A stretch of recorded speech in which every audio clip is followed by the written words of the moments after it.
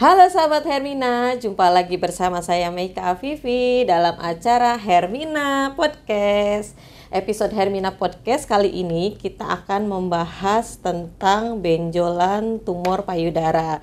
Nah, pagi ini saya ditemani oleh dokter yang sangat menarik sekali di Hermina Ciputat dengan Dr. Ferdi Mayo SPB yang merupakan dokter spesialis bedah yang praktek di Rumah Sakit Hermina Ciputat. Halo Dr. Ferdi. Halo Mbak Meika. Halo dok, apa kabar dokter? Alhamdulillah sehat. Sehat ya dok ya? Sehat. Semangat ya dok ya? Tetap semangat. Semangat pagi. Dokter bisa sapa dulu sahabat Hermina di rumah. Ya. Silahkan dok. Halo sahabat Hermina, salam sehat untuk semua. Saya Dr. Ferdi Mayo, spesialis bedah dari Rumah Sakit Hermina Ciputat. Oke dokter.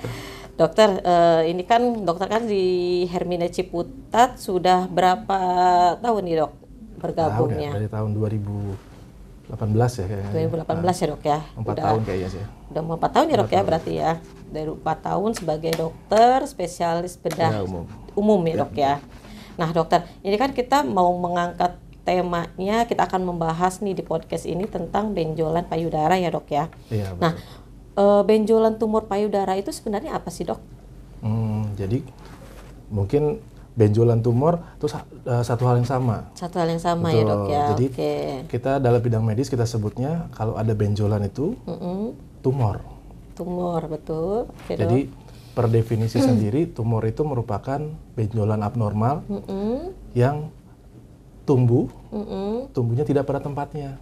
Oh gitu dok. Gitu. Jadi dan kita bahas kan spesifik tumor payudara di sini nih. Nah, payudara sendiri menandakan lokasinya di mana. Oke. Jadi tumor payudara secara definisi ada benjolan abnormal yang tumbuh tidak pada tempatnya pada lokasi payudara. Oh oke. Gitu. Tidak pada tempatnya berarti ya dok ya? Ini... Betul. Seharusnya nggak ada benjolan itu di situ. Oh iya oke. Gitu. Pokoknya intinya adalah setiap benjolan ya dok ya? Benjolan abnormal yang tumbuh tidak pada tempatnya. Pada tempat seharusnya. Tidak tempat seharusnya gitu ya dok ya. Itu yang disebut dengan benjolan yang disebut dengan tumor. Kadang pada orang awam kan menganalogikannya, dok jadi saya sakitnya apa dok? Tumor gitu ya. Nah kaget pasti kan. Kalau langsung gitu ya dok karena ya. selalu dianalogikan suatu tumor itu sebagai suatu yang berbahaya gitu ya, atau malah mengarah dalam spesifik ini dalam tanda kutip keganasan misalnya. Seperti itu. Padahal nggak selalu.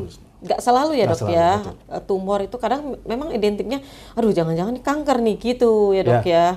Kadang-kadang seperti itu. Nah lalu penyebab tumor payudara itu sendiri apa sih dok? Nah, kalau penyebab umum tumor secara umum ya. Multifaktorial sebenarnya Mbak Meika. Oh gitu. Jadi nggak ada yang banyak ya dok ya berarti. Nggak ada yang dominan. Ini karena ini loh dok, ini karena ini loh dok. Nggak seperti itu. Jadi karena multifaktorial yang bisa kita nilai adalah faktor-faktor resikonya. Faktor-faktor resikonya ya dok. Nah spesifik untuk tumor payudara ini, faktor resiko bisa kita golongkan ke 2 bagian besar. Faktor yang bisa dimodifikasi dan tidak bisa dimodifikasi. Oh, ada yang dimodifikasi betul. Dan Nah, betul seperti itu. Oh, gitu. Istilahnya seperti itu. Nah, kalau yang tidak bisa dimodifikasi atau non modified, ya udah, memang udah seperti itu adanya. Contohnya jenis kelamin. Tumor payudara berarti kan spesifik untuk pada perempuan ya. Perempuan, tapi jangan salah. Laki-laki juga ada dok? Ada kasusnya pada laki-laki. Tumor payudara yang sifatnya ganas. Oh iya. Betul. Itu yang pertama jenis kelamin, kemudian usia, gitu. Kemudian ras juga kadang-kadang secara umum berpengaruh.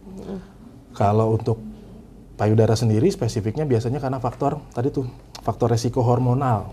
Faktor resiko hormonal ya dok ya. Itu yang harus kita nilai pada kasus benjolan atau tumor di payudara. Oke dok.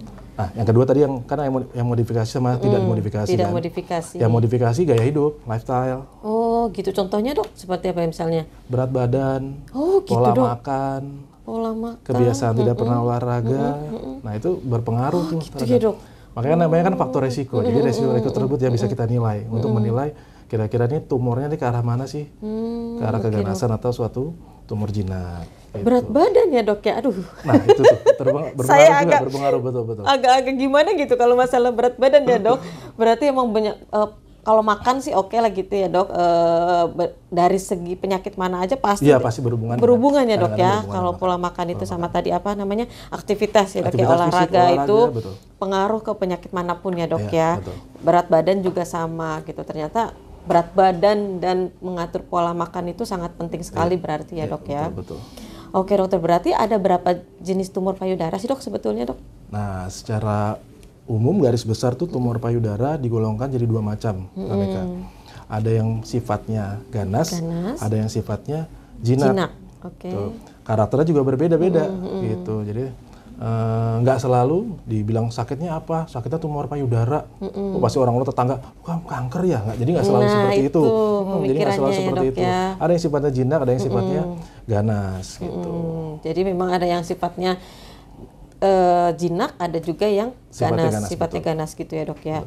Nah dokter, kalau benjolan tumor di payudara itu kalau di apa ya namanya ya, dibayangkan atau itu seperti apa sih dok? Benjolan tumor di payudara itu? Bentuknya kali ya? Iya betul bentuknya. Ini berkaitan lagi dengan tadi tuh penggolongan umumnya, ada yang sifatnya jinak, ada yang sifatnya ganas. Dua ini memberikan makna klinis atau bentuk klinis yang berbeda, gitu. Contohnya pada benjolan yang sifatnya jinak, biasanya benjolannya tadi pertumbuhannya lambat. Oke, kalau yang jinak. Yang jinak. Kemudian mobile, bisa digerakkan. Oh iya dok. Jadi bisa bergerak dari bergerak. Betul. Betul. Nah kebalikannya dengan yang sifatnya ganas, biasanya tumbuhnya cepat, kemudian dia menetap. Padat gitu, keras, konsistensinya keras, perabaannya keras, jadi nggak bisa bergerak gitu. Nah ditambah lagi tadi tuh apa namanya faktor-faktor resiko yang saya sebutkan sebelumnya. Jadi bisa tuh kira-kira dokter dari pemeriksaan dari anamnesis, pertanyaan ke pasien, kemudian pemeriksaan fisik, kira-kira bisa mengarahkan tuh ada gambaran tuh di kepala dokternya. Wah ini kayaknya curiganya keganasan atau ini curiganya benjolan jinak gitu. Pada saat pemeriksaan juga sudah kedetek mungkin ya dok bisa ya. Menggambarkan kan anamnesis sama ya, pemeriksaan fisik bisa menyimpulkan kira-kira ke arah mana sih diagnosis pasien ini. Gitu ya dok ya. Jadi kalau misalnya dilihat dari bentuknya, tadi gambarannya seperti itu ya dok ya. Ada yang dia bisa digerakkan gitu betul, ya dok. Ada juga yang dia keras bentuknya gitu ya dok ya. Nah dokter, ini kan banyak sekali nih masyarakat umum juga mungkin menanyakan, apakah benjolan payudara itu sakit atau tidak dok? Jadi gini, kalau nyeri itu nggak selalu ya, karena nyeri yang timbul pada benjolan payudara berkaitan dengan rangsang nyeri pada saraf-saraf payudara gitu. Nah, balik lagi ke penggolongan umum tadi tuh, yang sifatnya jinak maupun ganas. Kalau sifatnya jinak, biasanya kan karena pengaruh hormonal nih. Nah, biasanya keluhan nyerinya dia muncul pada periode menstruasi. Oh gitu. Berapa hari, 3 hari, 4 hari sebelum menstruasi, kok payudaranya kok ada benjolan payudara yang sakit biasanya. Tapi nanti setelah menstruasi selesai, ya udah hilang nyerinya atau berangsur membaik nyerinya. Lain halnya kalau dia ternyata suatu keganasan atau kanker payudara. Biasanya nyeri yang ditimbulkan menetap. Gitu kadang-kadang udah dikasih obat analgetik, obat anti nyeri, tetap aja sama aja nggak ada perubahan. Nah, tipikalnya sepertinya pembedanya nyeri pada payudara, kasus yang jinak maupun ganas, tadi seperti saya sebutkan tadi. Oh gitu dok. Jadi setelah diinfokan seperti itu, jadi saya apa ya kayak yang malah khawatir apa gimana? Iya gitu dok. Aduh, memang kadang suka ada rasa nyeri gitu ya dok ya. Tapi pada saat periode menstruasi gitu. Tapi setelah itu hilang gitu. Tapi yang penting tidak ada benjolan gitu ya dokter ya. Betul. Oke dokter. Nah dokter, benjolan yang seperti apa sih dok yang harus diwaspadai nih pada payudara nih, benjolannya seperti apa gitu dok? Oke. Mungkin kalau kita waspadai berarti kan benjolan yang kira-kira nih dalam tanda kutip dicurigai suatu keganasan ya. Jadi yang pertama tadi tuh benjolannya kok membesarnya cepat. Iya. Gitu. Kemudian yang kedua, loh kok timbul nyerinya menetap nih. Menetap. Diobservasi sebulan 2 bulan setelah periode menstruasi kok tetap nyeri. Gitu. Kemudian kok lama-kelamaan benjolan tadi ada perubahan di bentuk payudaranya. Betul. Bisa itu dia ketarik bagian yang ada benjolannya, tarik ke dalam, atau malah puting susunya malah ketarik ke dalam. Oh gitu dok. Itu atau perubahan di permukaan kulitnya, gambaran khasnya tuh seperti kulit jeruk dibilangnya Mbak Meka. Jadi perubahan kulit payudara yang ada benjolannya berubah seperti kulit jeruk. Gitu ya dok. Atau lainnya bisa keluar sesuatu dari puting susu yang padahal dia tidak dalam keadaan menyusui gitu ya, Dok, ya. Keluar cairan kemerahan biasanya kalau pada keganasan, gitu, seringnya seperti itu. Pada tahap yang lebih lanjut, jadi luka yang di permukaannya, gitu, ada luka borok di payudara yang ada benjolan tadi. Oh, bisa sampai luka, Dok, itu, betul, Dok? Pada kasus keganasan yang tahap lanjut, pasiennya nggak pernah berobat, nggak mau berobat, pertumbuhannya cepat, lama-lama kulitnya akan rusak, jadinya jadi luka borok atau ulcerasi gitu namanya. Aduh, ngeri juga nih sahabat Hermina, makanya memang harus benar-benar sadari ya, Dok ya, kalau nggak salah ya, Dok ya. Iya, betul. Namanya. Nanti kita bahas tuh. Ada ya, Dok ya. Sadari tuh, gitu. Aduh, saya benar-benar paham nih setelah Dokter Ferdi menjelaskan gitu, Dok. Nah, ini memang banyak banget pertanyaannya, Dok ya. Kebetulan masyarakat umum misalnya kayak ada yang bertanya juga misal di kolom komentar di Hermina Ciputat atau bahkan ada yang DM tentang penyakit atau misalnya benjolan tumor payudara ini, Dokter. Nah, kita lanjut ke pertanyaan berikutnya nih, Dok, yang biasa masyarakat umum nih, Dok, yang banyak bertanya. Kalau misalnya kita menemukan nih benjolan payudara, apa sih, Dok, yang harus kita lakukan pertama kali kita ini kayaknya benjolan nih gitu. Ya. Apa yang kita harus lakukan, Dok? Ya, yang pertama sih memang nggak usah terlalu panik ya, nggak usah terlalu panik. Gimana nih, mesti gimana? Yang paling benar adalah datang ke fasilitas kesehatan. Gitu. Mau itu ke puskesmas, ke klinik, atau langsung ke dokter spesialis juga nggak apa-apa. Supaya bisa dilakukan pemeriksaan klinis yang tepat, tepat nih, kira-kira benjolan beneran benjolan payudara atau bukan sih? Bukan, ya, Dok, ya. Terus kira-kira ke arah mana sih? Nah, nanti dokter atau dokter spesialis biasanya akan melakukan pemeriksaan fisik setelahnya. Setelah tadi tuh mengetahui faktor-faktor resiko yang pertama saya sebutkan tadi itu ya. Pemeriksaan fisik, kemudian yang ketiga nanti kalau memang dibutuhkan dilakukan pemeriksaan penunjang gitu untuk menentukan kira-kira lebih mendukung lagi ke arah mana kira-kira diagnosis pasien tersebut ya. Bisa USG, bisa mamografi. Oh gitu, itu lebih ke arah ke penunjangnya gitu ya, Dok. Betul, ya. jadi dilakukan pemeriksaan fisik dengan lebih tepat sehingga bisa diagnosis dengan lebih tepat dan cepat sehingga tadi tuh komplikasi yang mungkin muncul dari ternyata apabila itu kasus kanker bisa dihindari. Gitu, Dok. Nah, tadi kan pasiennya kan misalnya sudah datang nih ke dokter gitu ya untuk karena dia sudah merasakan ada benjolan, lalu ke fasilitas kesehatan misalnya atau ke dokter spesialis gitu. Nah, lalu apa sih, Dok, yang bisa menentukan gitu? Bagaimana sih, Dok, yang bisa menentukan bahwa benjolan itu maksudnya ada tingkat keparahannya gitu, bahwa benjolan itu parah atau tidaknya itu bagaimana, Dok? Menentukannya. Kalau kita bahas tingkat keparahan berarti kita analogikan ini suatu benjolannya suatu kanker ya, Mbak Meka, berarti ya. Iya, oke, Dok. Nah, kalau untuk menentukan jenis dari suatu benjolan jinak maupun ganas, gak cukup tuh dari pemeriksaan anamnesis, pemeriksaan fisik, penunjang pun nggak bisa menyingkirkan dia suatu keganasan atau benjolan jinak. Hanya membantu dokter kira-kira mengarahkan ke arah mana benjolannya. Gitu ya, Dok, ya. Pemeriksaan golden standarnya adalah dengan histopatologi atau patologi anatomi. Harus ada sampel jaringan ataupun malah benjolannya yang diperiksakan di laboratorium patologi anatomi. Oh gitu, Dok. Jadi untuk menentukan jenisnya apa gitu. Nah, saya bilang tadi, jangan sampai udah parah baru datang ke dokter. Nah, itu ya, Dok. Jadi, betul. pada saat keadaan dini, ada benjolan, terdeteksi dini, datang cepat ke dokter atau dokter spesialis, diagnosanya lebih cepat, penanganan lebih cepat, jadi angka komplikasi dan angka bebas tumor atau bebas kanker yang mungkin terjadi, itu bisa lebih baik outcome-nya ketimbang datang udah dalam keadaan telat ya, Dok, terlambat, gitu. Lebih baik konsultasikan sedini mungkin ya, Dok, ya. Begitu merasakan ada keanehan langsung segera gitu ya, Dok, ya. Oke, Dok. Lalu, Dok, kalau misalnya kan ada tuh ya perbedaan pada saat ibu yang menyusui ya, Dok, ya. Itu kan ada benjolan juga. Nah, itu bagaimana, Dok, kalau benjolan pada ibu yang menyusui? Jadi bedanya pada saat ibu menyusui yang mungkin terjadi biasanya sumbatan ya. Iya, sumbatan. Jadi dia ada benjolan pada saat periode menyusui ya. Jadi sebelumnya nggak ada. Iya, kok tiba-tiba pas saat menyusui dia ada benjolan. Nah, paling mungkin ada sumbatan dari ASI di situ. Dari ASI-nya. Yang mengakibatkan ya udah bendungan air ASI jadinya. Oh, gitu. Kalau dibiarkan dalam waktu lama tidak berobat ke dokter maupun ke dokter spesialis bedah ataupun yang lainnya, bisa selanjutnya adalah jadi abses payudara. Gitu. Nanahan gitu. jadinya payudaranya. Yang keluar Dok, bukan ASI malah nanah jadi lukanya gitu, bengkak dan bisa sampai dengan pecah dan lain sebagainya.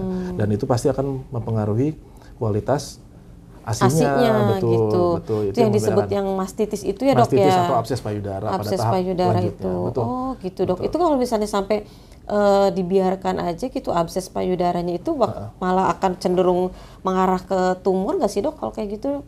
Kalau itu tadi balik lagi ke faktor yang pertama Oh faktor resiko. iya, faktor resikonya itu ya, harus Dok, dinilai ya. lagi gitu. Oh, Biasanya gitu. sih kalau pada periode menyusui, jadi abses segala macam pecah, jarang berhubungan dengan suatu keganasan. Kanker gitu ya. Tapi ada juga sih, bisa juga sih, karena tadi tuh ada faktor resikonya faktor ya, Dok, resiko ya. yang pertama, kedua diagnosa pasti dari suatu keganasan kan nggak bisa cuma dari klinisnya doang. Saya bilang tadi harus ada pemeriksaan histopatologi atau patologi anatomi untuk menyingkirkan. Itu yang paling itu ya, Dok, ya, pemeriksaannya. Ya, apabila kasus abses misalnya nih ya, ibu menyusui, dilakukan pembedahan, dibersihkan lukanya, jaringannya diambil, diperiksakan di lab, jaringan yang tadi ada nanah tadi, nanti dinilai tuh di situ ada sel-sel keganasan apa enggak di situ. Tapi biasanya sih kalau pada kasus ibu menyusui jarang yang merupakan suatu keganasan gitu ya, Dok, ya. Jadi bisa dibedakannya seperti itu ya, pada Dok, kasus ya, ibu pada menyusui. kasus ibu menyusui. Jadi sahabat Hermina, jika menemukan nih ada benjolan, ternyata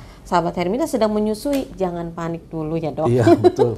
Jangan panik dulu, aduh saya kanker, aduh saya tumor gitu. Betul, jangan seperti itu ya sahabat Hermina, karena itu bisa jadi adalah yang tadi abses mastitis atau jadi abses payudara. Mastitis atau abses payudara gitu Karena ya, Dok, ya. dari air susu yang karena bendungan dari air susu, bukan berarti semua yang benjol itu adalah suatu kanker atau keganasan. Suatu kanker atau keganasan gitu, sahabat Hermina. Ternyata banyak banget ya, Dok, ilmu-ilmunya yang dokter sampaikan itu, meskipun tenaga medis gitu ya yang mungkin paham, tapi sebetulnya masyarakat umum itu banyak sekali, Dok, yang ingin mengetahui lebih detail gitu ya, Dok, ya, tentang apa sih yang namanya tumor itu disebutnya, apakah kanker atau apa gitu disebutnya gitu. Kadang orang mikirnya, oh tumor disebutnya langsung aja to the point, kanker gitu kan, karena suka begitu ya, Dok, ya. Itu, Dok, Mbak Mika, keengganan masyarakat untuk periksa dan ketakutan. Nah itu, Dok, itu yang pertama sih biasanya. Lebih tepatnya sih kayaknya takut sebetulnya, kalau diperiksakan Dok. malah nanti kenapa-napa, ya itu salah sih sebenarnya. Atau kalau diapa-apain, kalau dilakukan tindakan medis malah jadi nyebar. Nah itu tuh, Dok, ya saya pernah dengar, Dok. Jadi kadang-kadang, Dok, ini nanti mau dibiopsi, misalnya ada pasien kita curiga keganasannya, mau dibiopsi, Dok. Kok kata tetangga saya kalau dibiopsi nanti malah nyebar. Nah, itu yang salah tuh, itu yang harus diluruskan di masyarakat. Jadi kalau apabila ternyata dia menyebar, bukan gara-gara dibiopsi. Nah itu, Dok. Karena memang dia tipikal suatu kanker, dia akan bisa menyebar. Kalau nggak dibiopsi malah dia datang dalam keadaan sudah terlambat, sudah metastasi, sudah penyebaran. Betul. Kalau datang seperti itu, kalau dulu pasiennya yang takut, nanti lama-lama dokternya yang takut. Iya. Karena udah nggak bisa diapa-apain. Karena udah diapa-apain ya, Dok, ya. Udah mau gimanain lagi mau gitu. Mau dioperasi udah nggak bisa karena udah nyebar kemana-mana. Lukanya boroknya udah terlalu besar. Jadi pengobatan yang bisa dilakukan cuma paliatif saja gitu. Jadi untuk mengurangi nyeri gitu, mengurangi ya, nyeri Dok, dan lain sebagainya seperti itu. Jadi kalau bisa jangan sampai seperti itu, datang ke dokter spesialis, dokter bedah. Itu yang tadi mesti di-highlight nih untuk sahabat Hermina, bahwa persepsi atau mitos atau fakta ya, Dok, ya. Betul, kalau pemeriksaan biopsi itu akan menyebar luas. Bikin tambah jadi bahaya kemana-mana benjolannya, padahal bukan seperti itu ya, Dok, ya. Kalau dia memang menyebar, memang tipikalnya kanker seperti itu. Oke. Gitu.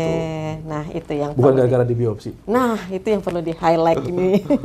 Oke, Dokter, nih terakhir banget sebelum kita menutup acara ini, bagaimana sih, Dok, tipsnya supaya menjaga kesehatan payudara itu? Oke.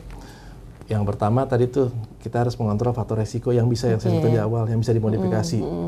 Jadi ya mulai dari pola hidup yang sehat, jadi pola makan, gitu ya, tidak merokok, tidak mengkonsumsi alkohol, kemudian olahraga, aktivitas fisik, kontrol berat badan, olahraga dan berat badan agak gimana gitu ya, Dok, ya? Kontrol berat badan itu yang bisa kita modifikasi tadi ya. Nah kemudian spesifik untuk masalah payudara yang bisa kita lakukan adalah sadari. Tadi yang saya mau bahas jadi pemeriksaan payudara sendiri. Itu dilakukan biasanya paling tidak 1 minggu setelah pasca selesai menstruasi. Ya, gitu ya, Dok, ya. Tujuannya supaya lebih akurat, karena kalau pada periode menstruasi ya nyeri payudaranya. Pasti, akhirnya ya, Dok, ya. akhirnya pemeriksaan lebih nggak akurat gitu ya. Jadi disarankan memang seminggu setelah selesai menstruasi dilakukan pemeriksaan sadari. Ya itu dilihat tuh ada nggak benjolan di situ. Kemudian lihat bentuknya seperti apa, ada yang tertarik nggak puting susunya, ada bagian kulit yang berubah apa enggak, ada luka keluar dari puting susu apa enggak, ada luka borok apa enggak di payudaranya. Jadi kalau ada sesuatu yang dirasa mengkhawatirkan atau ragu-ragu, segera ke dokter saja untuk dilakukan pemeriksaan klinis, pemeriksaan fisik yang lebih tepat. Gitu ya dok ya, jadi prinsipnya kita harus yang tadi ya, menjaga pola makan, aktivitasnya juga. Nggak cuma buat tumor payudara atau kanker payudara untuk saja. Semua ya dok untuk ya. Semua kasus kedinasan atau kasus tumor seperti itu. Itu harus kita sadari sendiri gitu ya dok ya, untuk aware lah gitu bahwa kita tuh harus menjaga kesehatan gitu dengan sadari cara pola hidup sama sadari yang kedua. Nah iya, sadari pola hidup dengan sadari yang untuk payudara gitu ya dok ya. Oke dokter. Wah, nggak terasa dok, sudah berapa menit nih kita ngobrol-ngobrol tentang tumor payudara ya dok ya. Sangat menarik sekali infonya, dan nanti kita bisa sharing-sharing lagi ya dokter ya. Kita membahas tentang permasalahan kesehatan lainnya gitu. Ya, boleh. Oke dokter, terima kasih banyak dokter Ferdi untuk waktunya, untuk materinya pada podcast Hermina di hari ini. Ikuti terus Hermina Podcast untuk mendapatkan informasi kesehatan lainnya. Sampai jumpa. Selamat pagi. Assalamualaikum.